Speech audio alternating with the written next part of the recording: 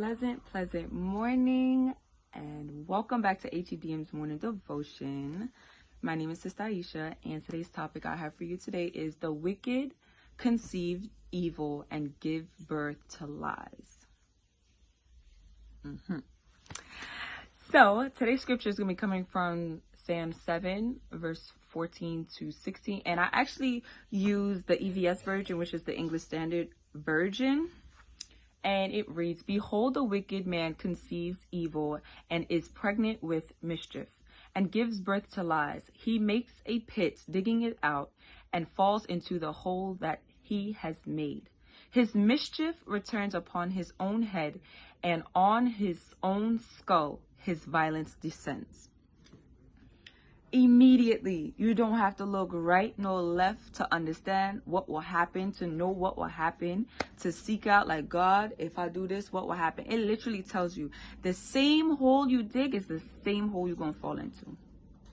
The same hole you dig is the same hole you're going to fall into, without a doubt, because it says it. The word says it. And then another thing that I realized was, I thought like I was going to be able to like encourage you all, but I realized that this topic is mainly about warning. It's to really warn us, like to really check ourselves, because the more we keep trying to prosecute others and trying to tarnish their character and just them as a person, we're actually dirtying and tarnishing our own character. You ever realize when you point at somebody, there's 3 fingers pointing back at you? You're the main cause of what's happening or what you're going through, you know? So let's refrain from that, or try to refrain from that.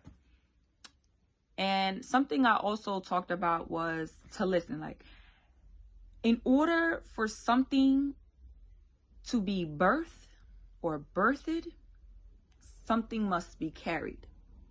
So if you find yourself carrying and holding grudges, malice, hatred, and envy towards one another, then honestly, we need to start checking ourselves before we wreck ourselves, because us doing our bad habits, it causes our hole to get deeper and deeper and deeper.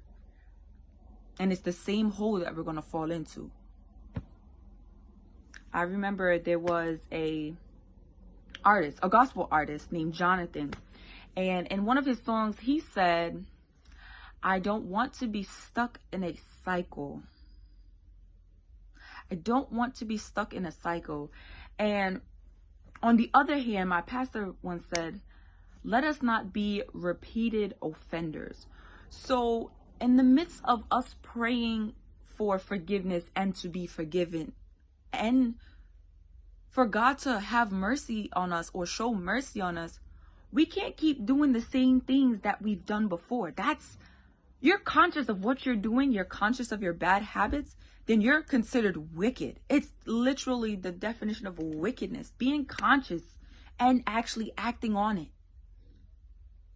So in the midst of us praying for that forgiveness and God having mercy on us, let us be reminded to pray for us not to be repeated offenders, because sad will be our portion.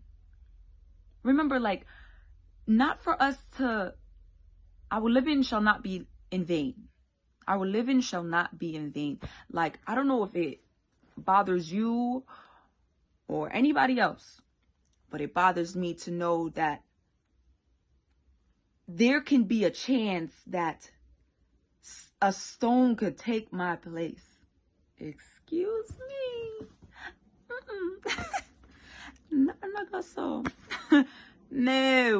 No, that bothers me. And it should bother you too, because that should make you want to do your best daily. Do your best daily. I do encourage you to literally give your shovel to God. Give it to God. Because once we are in charge of that shovel, we will continue to dig our holes or our pits deeper and deeper, where we can't even get out. It will become death. by self, like, you know, self-inflicted. So let us give our shovel to God and have a blessed day. I love you all. Catch us on the next one.